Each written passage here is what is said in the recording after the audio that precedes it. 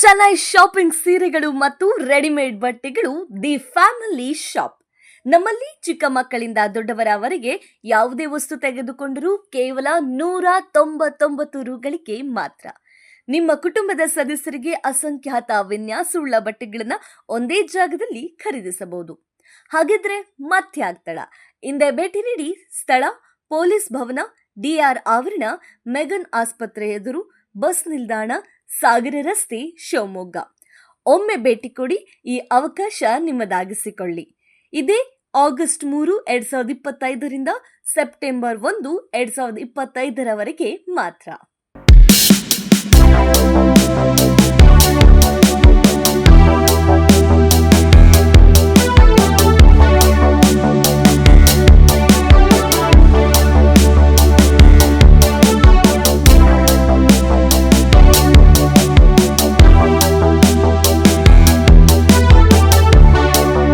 ಅಮೃತ ಅನ್ನದಾಸೋಹ ಪ್ರತಿಷ್ಠಾನಕ್ಕೆ 100 ದಿನದ ಸಂಭ್ರಮದ ಹಿನ್ನೆಲೆಯಲ್ಲಿ ಆಗಸ್ಟ್ 29 ಬೆಳಗ್ಗೆ 11:30 ಸರ್ಕಾರಿ ಮೆಗಾನ್ ಆಸ್ಪತ್ರೆ ಆವರಣದಲ್ಲಿ ಸಂಭ್ರಮಾಚರಣೆ ಹಮ್ಮಿಕೊಳ್ಳಲಾಗಿದೆ ಎಂದು ಪ್ರತಿಷ್ಠಾನದ ಅಧ್ಯಕ್ಷ ಡಾಕ್ಟರ್ ಎ ಸತೀಶ್ ಕುಮಾರ್ ಶೆಟ್ಟಿ ಅವರು ಸುದ್ದಿಗೋಷ್ಠಿಯಲ್ಲಿ ತಿಳಿಸಿದರು.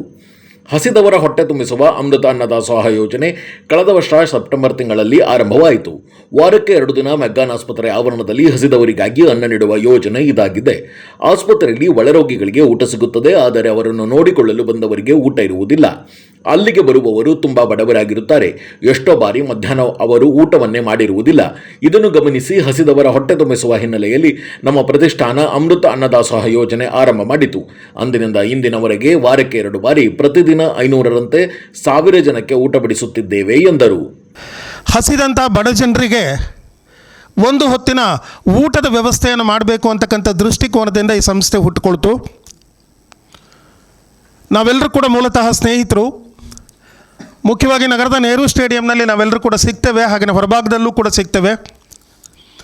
ಸರ್ಕಾರಿ ಆಸ್ಪತ್ರೆಗೆ ಬರ್ತಕ್ಕಂಥ ರೋಗಿಗಳಿಗೆ ಒಳಭಾಗದಲ್ಲಿ ಸರ್ಕಾರದ ವ್ಯವಸ್ಥೆ ಇದೆ, ಊಟದ ವ್ಯವಸ್ಥೆ. ಮುಖ್ಯವಾಗಿ ವಾರ್ಡ್ಗೆ ಅಡ್ಮಿಟ್ ಮಾಡ್ತಕ್ಕಂಥ ಆ ಪೇಷಂಟ್ಸ್ಗಳು ಏನಿದ್ದಾರೆ, ಅವರನ್ನು ಅವಲಂಬಿತರು ಏನಿದ್ದಾರೆ, ಡಿಪೆಂಡೆಂಟ್ಸು, ಹೊರಗಡೆ ಒಂದು ಕುಟುಂಬದಿಂದ ಒಂದು ಹೆರಿಗೆ ವಾರ್ಡಿನ ಹೊರಗಡೆ 4-5 ಜನ, ಕನಿಷ್ಠ ಬಂದರೂ ಕೂಡ 4-5 ಜನ ಅವರ ಅವಲಂಬಿತರು ಹೊರಗಡೆ ಕಾಯ್ತಾ ಇರ್ತಾರೆ. ಬಡವರು ಸರ್ಕಾರಿ ಆಸ್ಪತ್ರೆಗೆ ಬಂದಿರ್ತಾರೆ.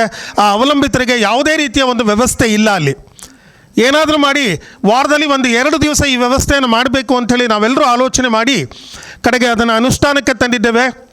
ಆವತ್ತು ಸೆಪ್ಟೆಂಬರ್ನಲ್ಲಿ ಪ್ರಾರಂಭವಾದಂಥ 24ರಲ್ಲಿ ಆ ಒಂದು ಯೋಜನೆ ನಾಳೆ 100ನೇ ಸಂಭ್ರಮಕ್ಕೆ ಬಂದಿದೆ. 100ನೇ ದಿವಸದ ಯೋಜನೆ ಅದು. ಬಹಳ ಚೆನ್ನಾಗಿ ಈ ಯೋಜನೆ ನಡ್ಕೊಂಡು ಬರ್ತಾ ಇದೆ. ಭಾಳಷ್ಟು ಜನ ದಾನಿಗಳು ಈ ಯೋಜನೆಗೆ ಕೈ ಜೋಡಿಸಿದ್ದಾರೆ.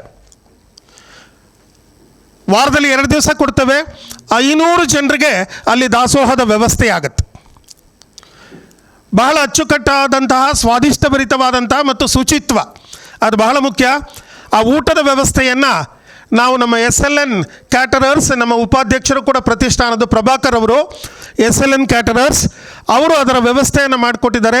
ತುಂಬ ಚೆನ್ನಾಗಿರ್ತಕ್ಕಂಥ, ಆರೋಗ್ಯಪೂರ್ಣವಾಗಿರ್ತಕ್ಕಂಥ, ಶುಚಿಯಾಗಿರ್ತಕ್ಕಂಥ ಒಂದು ಊಟದ ವ್ಯವಸ್ಥೆ.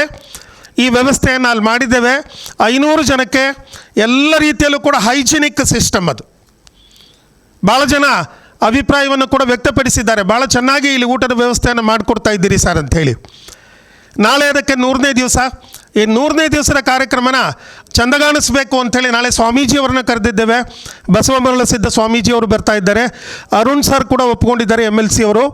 ಹಾಗೆಯೇ ಅಲ್ಲಿರ್ತಕ್ಕಂಥ ಡಾಕ್ಟರ್ಸ್ಗಳು ವಿರೂಪಾಕ್ಷಪ್ಪನವರು, ಹಾಗೆಯೇ ಸಿದ್ದನಗೌಡ ಪಾಟೀಲರು, ಜೊತೆಯಲ್ಲಿ MS ತಿಮ್ಮಪ್ಪನವರು, ಇವರೆಲ್ಲರೂ ಕೂಡ ಬರ್ತಾ ಇದ್ದಾರೆ. ಈ ಕಾರ್ಯಕ್ರಮ ಮಾಡ್ತಾ ಇರ್ತಕ್ಕಂಥ ಉದ್ದೇಶ ಯಾವುದೇ ಪ್ರಚಾರ ಅಲ್ಲ. ಆದರೆ ಎಲ್ಲೋ ಒಂದು ಕಡೆ ನಮಗೆ ದಾನಿಗಳು ಬೇಕಾಗಿದೆ. ಏಕೆಂದರೆ 500 ಜನಕ್ಕೆ ಅಂದರೆ ಕನಿಷ್ಠ ನಮಗೆ 15,000 ರೂಪಾಯಿಗಳ ಒಂದು ಹೊತ್ತಿನ ಖರ್ಚು. ದಾನಿಗಳು ಭಾಳ ಜನ ನಮ್ಮ ಕೈ ಹಿಡಿದಿದ್ದಾರೆ. ಹಾಗೆಯೇ ಅದರ ಒಂದು ಭಾಗದ ಖರ್ಚನ್ನು ನಮ್ಮ ಪ್ರಭಾಕರ್ ಅವರೇ ವಹಿಸ್ಕೊಳ್ತಾ ಇದ್ದಾರೆ, ಅವರೇ ದಾನಿಗಳಾಗಿ. ಉಳಿದಂಥ ಅನೇಕ ಜನರು ದಾನಿಗಳು ಅವರ ಮನೆಯ ಯಾವುದೇ ಶುಭ ಕಾರ್ಯಕ್ರಮ, ಅವರ ಮನೆಯ ಒಂದು ಜನ್ಮದಿನೋತ್ಸವದ ಕಾರ್ಯಕ್ರಮ ಅಥವಾ ವಾರ್ಷಿಕೋತ್ಸವದ ಕಾರ್ಯಕ್ರಮ ಅಥವಾ ತಂದೆ ತಾಯಂದಿರ ಪುಣ್ಯತಿಥಿಯ ಕಾರ್ಯಕ್ರಮ, ಎಲ್ಲ ಕಾರ್ಯಕ್ರಮಗಳಿಗೂ ಕೂಡ ಆ ಬಡವರಿಗೆ, ಹಸಿದವರಿಗೆ ಅನ್ನವನ್ನು ಕೊಡಬೇಕು ಅಂತಕ್ಕಂಥ ಯೋಜನೆಯಲ್ಲಿ ಕೈ ಜೋಡಿಸಿದ್ದಾರೆ. ಹಾಗಾಗಿ ಪ್ರತಿಷ್ಠಾನ ಕೂಡ ಆ ದಾನಿಗಳಿಗೆ ನಾವೆಲ್ಲ ರೀತಿಯಲ್ಲೂ ಕೂಡ ಚಿರಋಣಿಗಳಾಗಿದ್ದೇವೆ. ಹಾಗಾಗಿ ನಮ್ಮ ಪತ್ರಕರ್ತರು ಹಾಗೆಯೇ ಮಾಧ್ಯಮ ಮಿತ್ರರು ಇದಕ್ಕೊಂದು ಪ್ರಚಾರ ಯಾಕೆ ಕೊಡಬೇಕು ಅಂದರೆ ನೂರಾರು ಜನ ಇಂತಹ ದಾನಿಗಳು ನಮ್ಮ ಜೊತೆ ಜೋಡಿಸ್ಕೊಳ್ಳಿ ಅನ್ನುವಂತಹ ಉದ್ದೇಶದಿಂದ. ಹಾಗಾಗಿ ಸಂಭ್ರಮ 100 ಅಂತಕ್ಕಂಥದ್ದು ಒಂದು ಸಂಭ್ರಮ. ಭಾಳ ಕಷ್ಟಪಟ್ಟಿದ್ದೀವಿ, ಯಾಕಂದರೆ ಈ ಯೋಜನೆಯನ್ನು ತರಲಿಕ್ಕೆ ಅಲ್ಲಿ ಬೇಕಾದಂಥ ವ್ಯವಸ್ಥೆಗಳನ್ನು, ಪೂರಕ ವ್ಯವಸ್ಥೆಗಳನ್ನು ಮಾಡಿಕೊಂಡು ಈ ಯೋಜನೆಯನ್ನು ಅದ್ದೂರಿಯಾಗಿ ಮಾಡಬೇಕು, ಅಂದರೆ ಅರ್ಥಪೂರ್ಣವಾಗಿ ಮಾಡಬೇಕು ಅಂತಕ್ಕಂಥ ಉದ್ದೇಶದಿಂದ ಇದು ಖಂಡಿತವಾಗಲೂ ಅರ್ಥಪೂರ್ಣವಾಗಿದೆ. ಅಲ್ಲಿ ಬಂದಿರತಕ್ಕಂಥ ಹಸಿದವರು ಹೊಟ್ಟೆ ತುಂಬಿದ ನಂತರ ಅವ್ರು ಹೇಳ್ತಕ್ಕಂಥ ಮಾತುಗಳು ನಮ್ಮೆಲ್ಲರಿಗೂ ಕೂಡ ಪ್ರೇರಣೆಯಾಗಿದೆ. ಒಬ್ಬ ಮನುಷ್ಯನನ್ನು ಯಾವುದೇ ರೀತಿಯಲ್ಲೂ ಕೂಡ ತೃಪ್ತಿಪಡಿಸೋಕ್ಕೆ ಸಾಧ್ಯ ಇಲ್ಲ ಅಂತೇಳಿ ಹಿರಿಯರು ಹೇಳ್ತಾರೆ. ಆದರೆ ಅನ್ನ ಹಾಕೋದ್ರ ಮುಖಾಂತರ ಅವನು ಸಾಕು ಅಂತೇಳಿ ಹೇಳ್ತಾನೆ. ಬೇರೆ ಯಾವುದೇ ದಾನಕ್ಕೂ ಸಾಕು ಅಂಥೇಳಿ ಇಲ್ಲ. ಅನ್ನ 1-2 ಸೌಟು ಅಥವಾ 2 ಬಟ್ಲು ಅನ್ನ ತಿಂದರೆ ಹೆಚ್ಚು ಸಾಕು ಅಂತ ಹೇಳ್ತಾನೆ. ಹಾಗಾಗಿ ಅನ್ನದಾಸೋಹ ಎಲ್ಲ ದಾಸೋಹಗಳಿಗಿಂತ ಶ್ರೇಷ್ಠವಾದಂಥ ದಾಸೋಹ. ಅದಕ್ಕೆ ಸಮಯ ಇಲ್ಲ, ಹೊಟ್ಟೆ ಹಸಿದಾಗ ಊಟ ಮಾಡಲೇಬೇಕು.